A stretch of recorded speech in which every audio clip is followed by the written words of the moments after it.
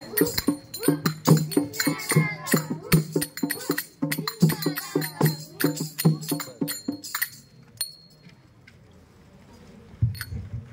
લોકો જવાબદાર છે આના. આજે નહીં છોડીએ આ લોકોને. પણ તમે આવું કેમ બોલો છો? અમે તો માત્ર ફોટો જ લીધો છે. અમે શું મ્યુઝિયમમાં સજાવેલી વસ્તુઓ છીએ કે તમે અમારો ફોટો લેશો?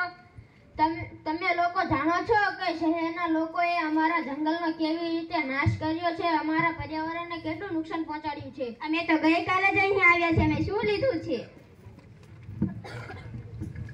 શું તમે જાણો છો કે આ પ્લાસ્ટિક, આ ગંદકી, આ પોલિથીન, પ્લાસ્ટિકની બોટલ તમે અહીં પાડશો, અહીં નાખશો, 2 દિવસ રોકાઈ જશો અને આવી સેંકડો બોટલો તમે અહીંયા પીછે છોડીને જશો.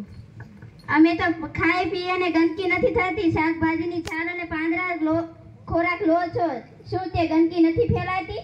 તે છાલ તે પાંદડા થોડા દિવસોમાં જમીન પડી જાય છે. ખાતર બનીને તેઓ પૃથ્વીને વધુ ફળદ્રુપ બનાવે છે. પરંતુ તમારું પ્લાસ્ટિક અને પોલિથીન સેંકડો વર્ષો સુધી આમ જ પડી રહે છે અને પર્વતો બનશે, જેના કારણે જંગલની જમીન ઝેરી બની રહી છે.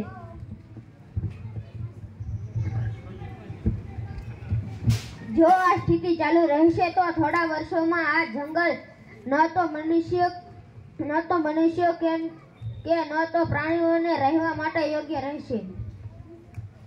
અરે નાનીજી આવી ગયા. નાનીજી, અરે તે પણ અમારા જેવા શહેરના છે. તમે તેમનું સ્વાગત કરો છો અને અમને ખરાબ કહો છો. આ જ્ઞાનીજી છે, શહેરમાંથી અહીં આવ્યા છે પૃથ્વીની રક્ષા માટે, પૃથ્વીને સ્વચ્છ રાખવા માટે અહીં કામ કરી રહ્યા છે. તમારી જેમ પૃથ્વીને ઝેરીલી બનાવી રહ્યા નથી. જુઓ, આ જંગલ સરકારની મિલકત છે. તમે અમારા પર આ રીતે ધાક જમાવી ન શકો. અરે જંગલની જવાબદારી અમારા માથે છે. આ જંગલ લોકોની સંપત્તિ છે અને આના માટે તો અમે અંગ્રેજોની સામે થઈ ગયા હતા. અરે અંગ્રેજોની સામે?